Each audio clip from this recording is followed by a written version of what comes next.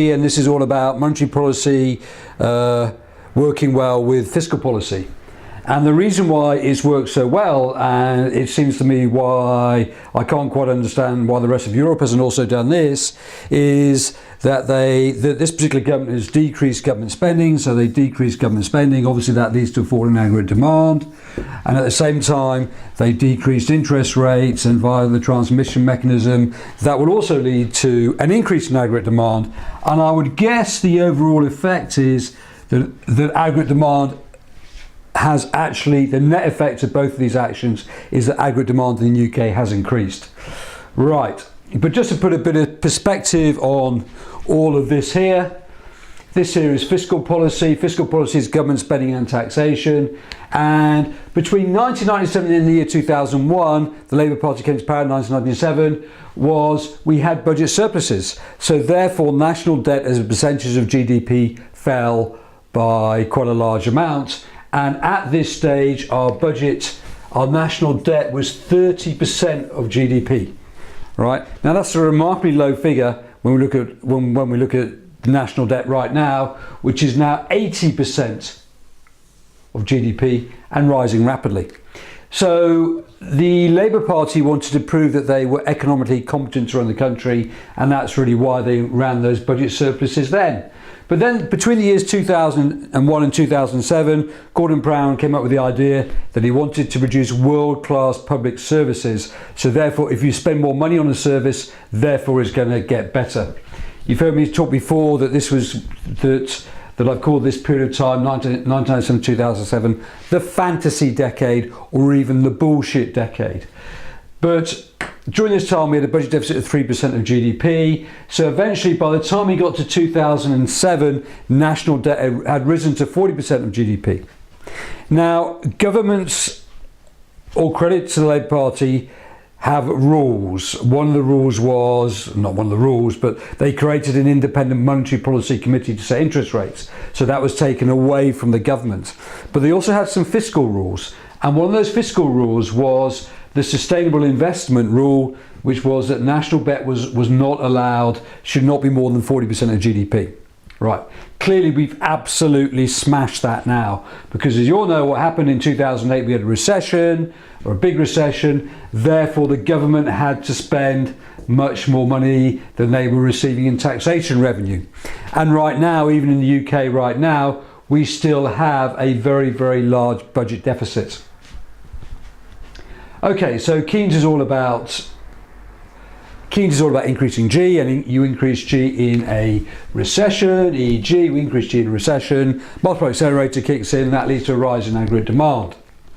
However, throughout Europe there was, some people say, this panic-driven austerity measures whereby they wanted to make sure that the national debt didn't get out of control.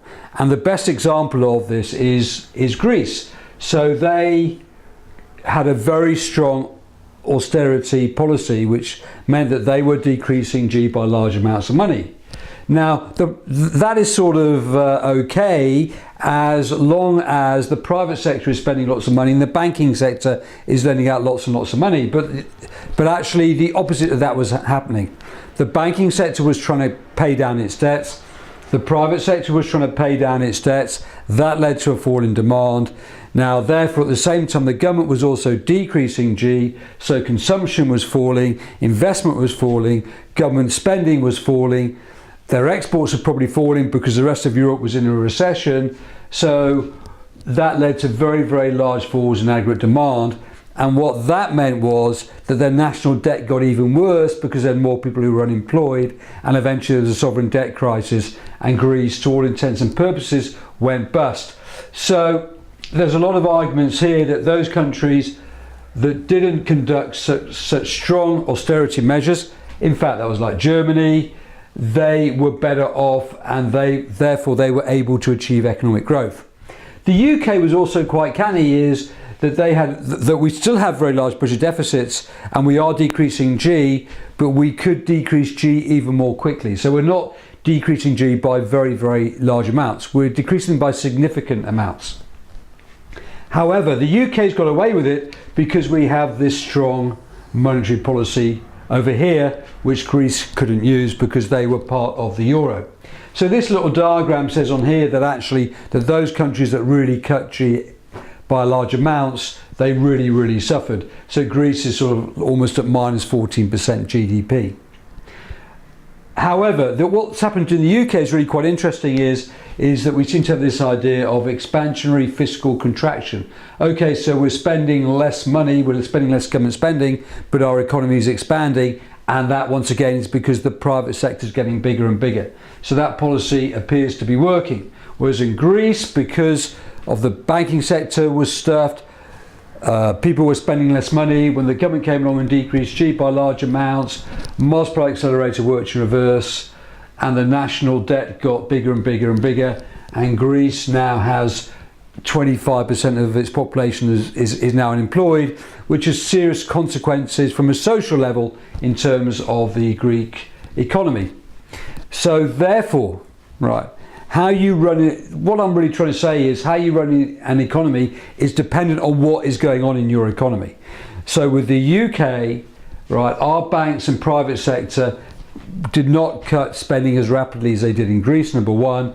We also had this extremely aggressive monetary policy which we could use because we were not part of the euro, whereas euro was stuck with this system where they're trying to create the same economic policy for the whole of Europe, which actually didn't work. But ultimately, our monetary policy worked very well with our fiscal policy at this time, and that is why in the year 2014, the UK has got 3% economic growth, whereas Europe is still struggling with 0% economic growth. And it's probably because we were just making better economic decisions. Although when we look at it, countries like Greece and Spain have got many more institutional reasons why they're not going to grow as quickly. Their economies were not as strong as the UK economy. So they were always probably going to suffer more anyway. Okay, lesson 80, finito.